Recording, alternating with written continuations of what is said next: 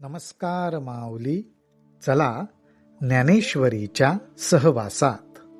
ज्ञानेश्वरी अध्याय 9 मधील ओवी 229 ते ओवी 238च्या सहवासात आपण जाऊया. भगवंतांनी अर्जुनाला प्रत्यक्ष भक्तीमधली श्रेष्ठ भक्ती कुठली ते सांगितलं आणि आता ज्ञानयज्ञाच्या साह्याने सुद्धा भजन करणारे जे भक्त आहेत त्यांच्याबद्दल मी सांगतो असं सांगून आता भगवंत निरूपणाला सुरुवात करणार.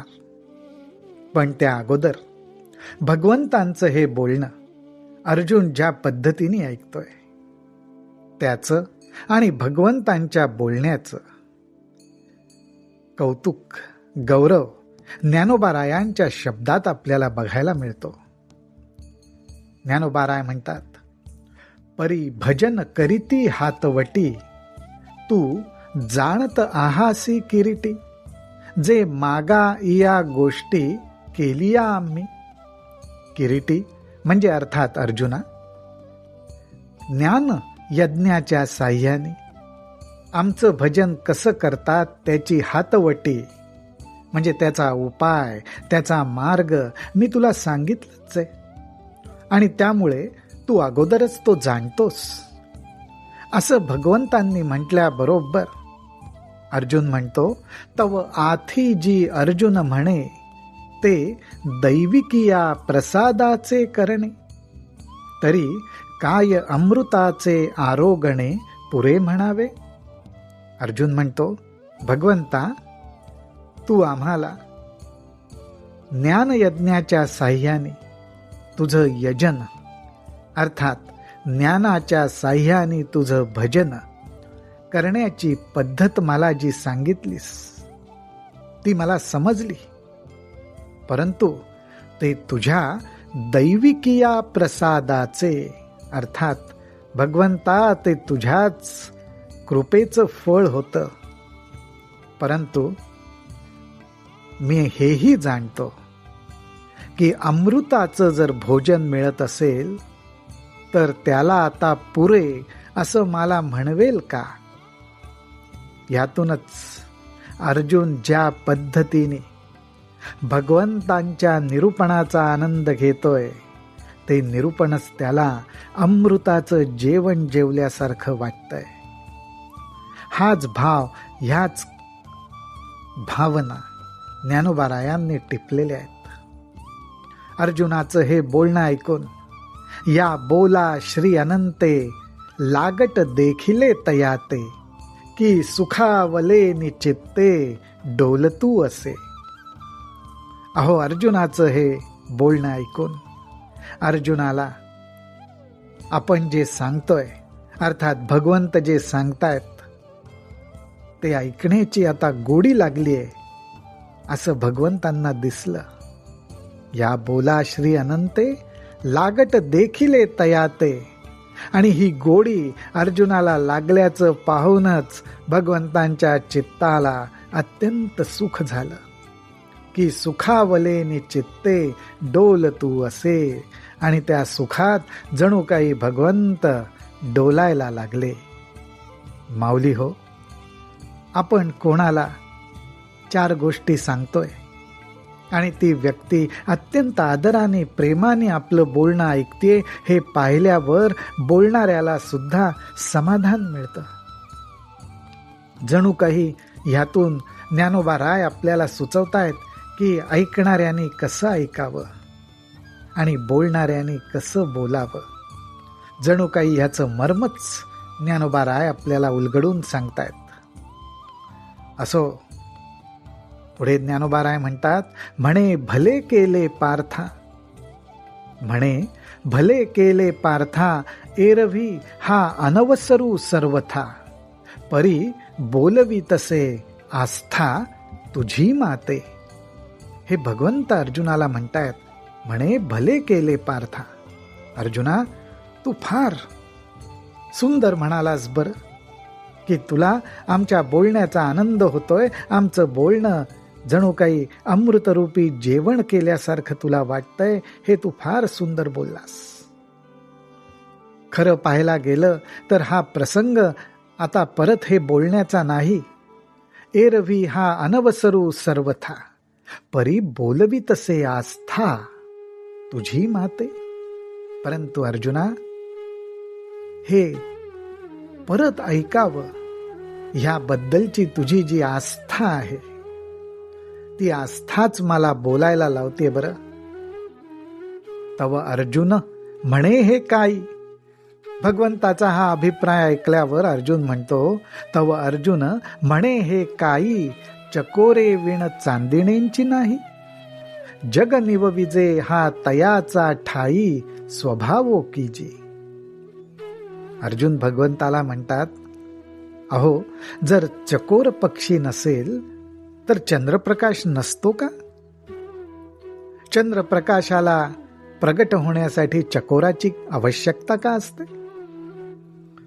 चंद्रप्रकाशाच्या ठिकाणी जगाला शीतलपणा द्यायचा, जगाचा ताप नाहीसा करायचा, हा चंद्राचा आणि चंद्रप्रकाशाचा स्वभावच आहे. त्यामुळे स्वतःच्या स्वभावाप्रमाणेच चंद्र प्रकाशतो, त्याच्या चांदण्याची शीतलता सगळ्या जगाला मिळते. अर्जुन भगवंतांना हेच म्हणतायत की भगवंता, आम्हा सर्वांना शीतलता द्यावी, हा तर आपला मूळ स्वभावच आहे. आम्ही चकोरासारखे, पण आमच्या असण्यामुळे तुम्ही ही शीतलता देता असं काही नाही बरं. ये रे चकोरे तिये आपुलिये चाडे, चाचू करीती चंद्राकडे, तेवी आम्ही विनवू ते थोकडे, देवो कृपा सिंधू. अर्जुन म्हणतो, भगवंता, त्या चकोर पक्षाप्रमाणे आम्ही आपले थोडेफार अमृतकण सेवन करावे, म्हणून आम्ही आपली चोच चकोर पक्षाप्रमाणे चंद्राकडे करतो. आपण तर कृपा सिंधू आहात. माऊली हो, आपण आपल्या भगवंताकडे, आपल्या आराध्य देवतेकडे ह्याच दृष्टीतनं पाहिलं पाहिजे की ते साक्षात कृपा सिंधू आहेत. आपण फक्त चकोर पक्षी बनून चोच त्यांच्याकडे करायची.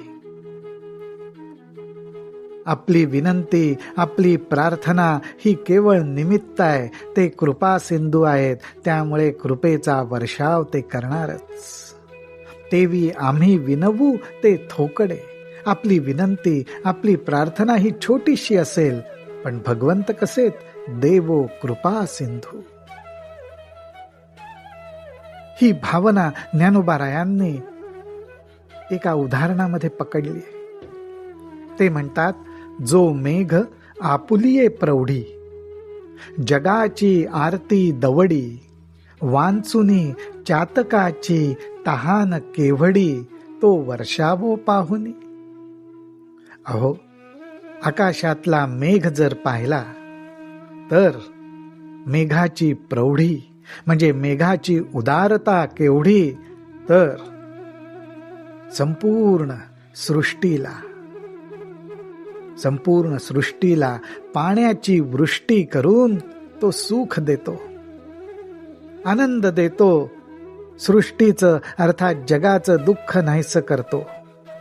त्या मेघाचा, पाण्याचा जो वर्षाव आहे, त्या वर्षावाच्या तुलनेत चातक पक्षाची तहान ती केवढूशी.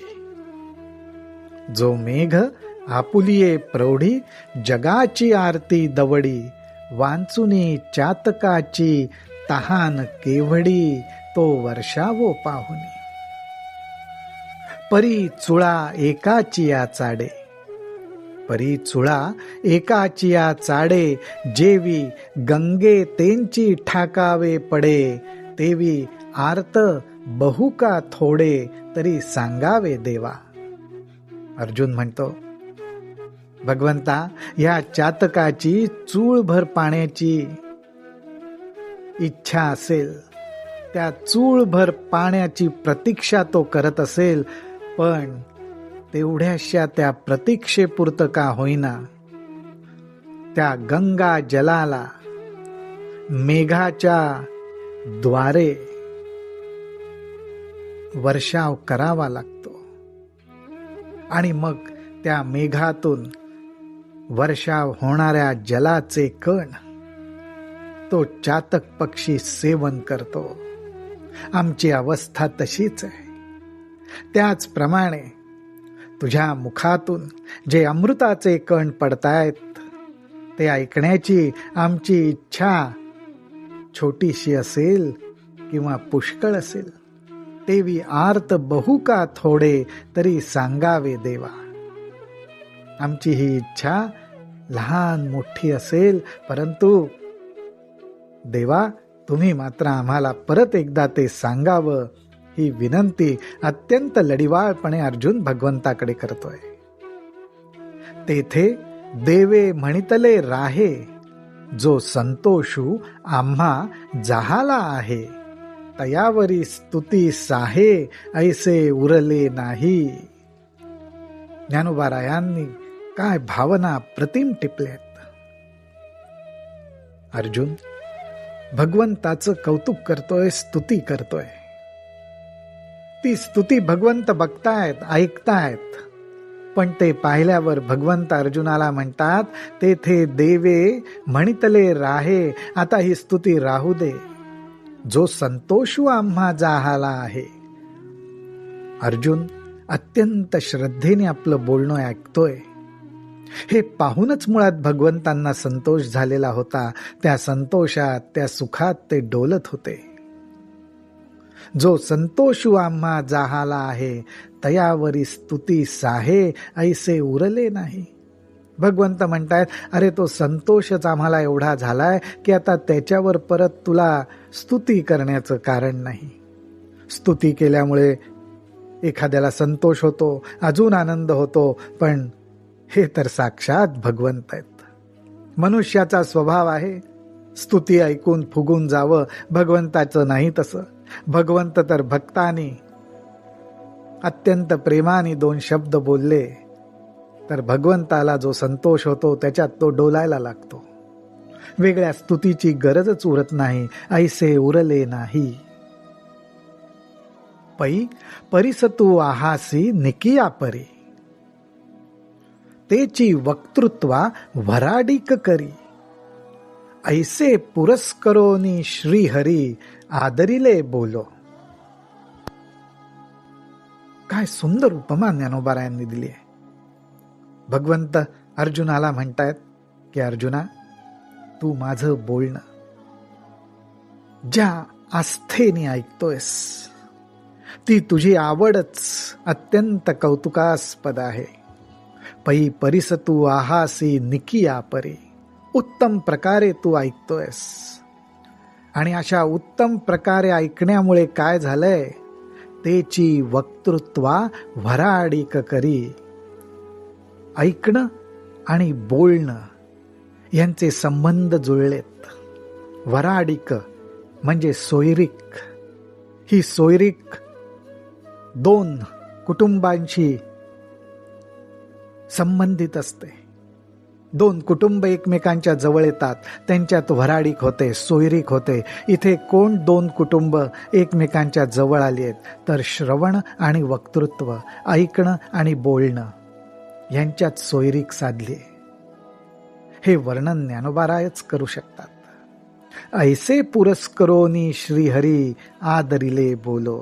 अशा रीतीने भगवंतांनी ऐकणाऱ्याचा, बोलणाऱ्याचा पुरस्कार केला, कौतुक केलं.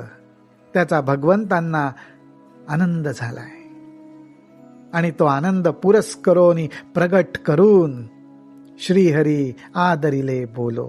भगवंतांनी परत एकदा निरूपण करायला सुरुवात केलेली आहे. रामकृष्ण हरी, रामकृष्ण हरी, रामकृष्ण हरी.